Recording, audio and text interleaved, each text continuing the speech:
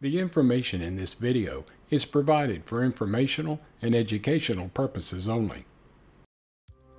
Hey everybody, welcome to another edition of the Morale Monologue. My name is Michael Morale.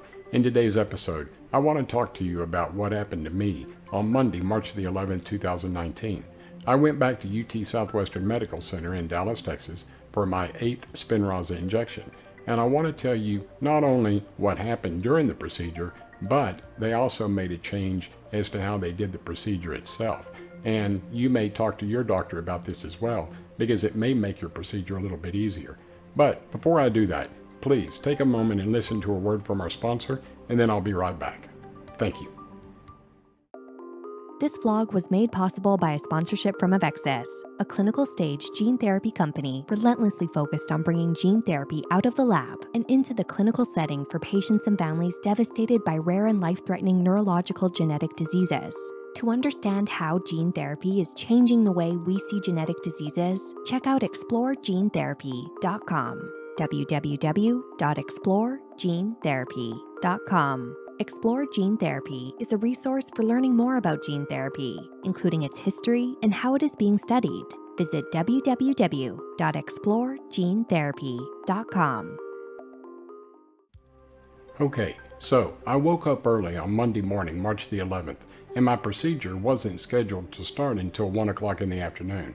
But I usually try to get to the hospital about 11:30 because they need time to do the blood work and the urinalysis. I actually got to the hospital at 10:45, so I went ahead and went through the check-in process, and they immediately came back to get me in, and they took me to my room. After getting me out of my wheelchair with the Hoyer lift and putting me in bed, they did the blood work and the urinalysis, so I had about an hour and a half that I could lay in bed and watch TV, which actually turned out to be a pretty good deal because I was already tired, so a little cat nap did me some good. But I would say about 12 o'clock, the student doctor, Dr. Ball, came into the room and he introduced himself. UT Southwestern Medical Center in Dallas, Texas is a teaching hospital, so the student doctors actually do the procedure itself with the attending physician there just to supervise and to make sure that everything goes well. So Dr. Ball told me that Dr. Scott was going to be doing my procedure this time instead of Dr. Steele. Dr. Steele had done all of my maintenance dose injections since I began my treatments. But he wasn't there, so Dr. Scott was going to do it. And actually, Dr. Scott had done one of my earlier procedures during one of my loading dose injections. So I knew who he was, and I trusted him, and I knew that everything was going to be great. But Dr. Ball did tell me something that kind of threw me for a loop. He said that Dr. Scott decided that they were not going to remove 5 cc's of cerebral spinal fluid, or CSF, like they normally do.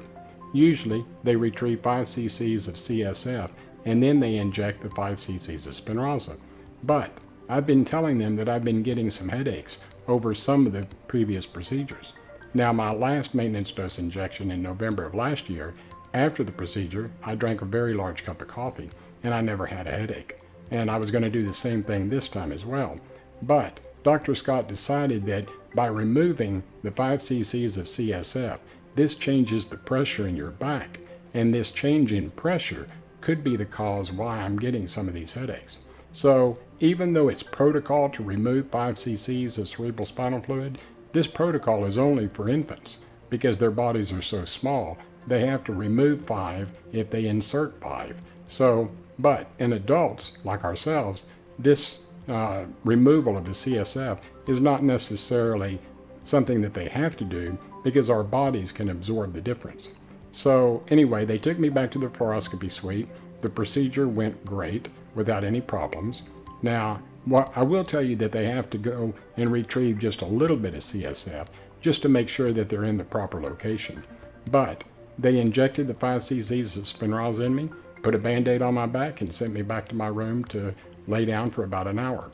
During this time, the nurses come in every once in a while, roll me over to make sure that the puncture site is clean and to make sure that nothing is leaking out. But everything was fine, so they allowed me to get dressed and I went home.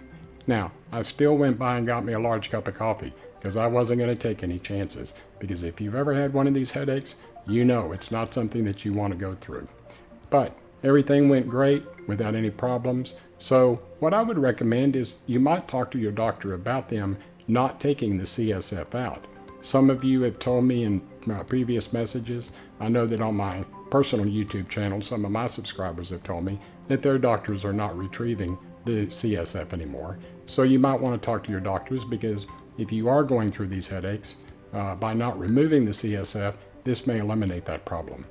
Okay, so I hope you enjoyed this episode of the Morale Monologue. If you did, give me a thumbs up, and please subscribe to the SMA News Today YouTube channel.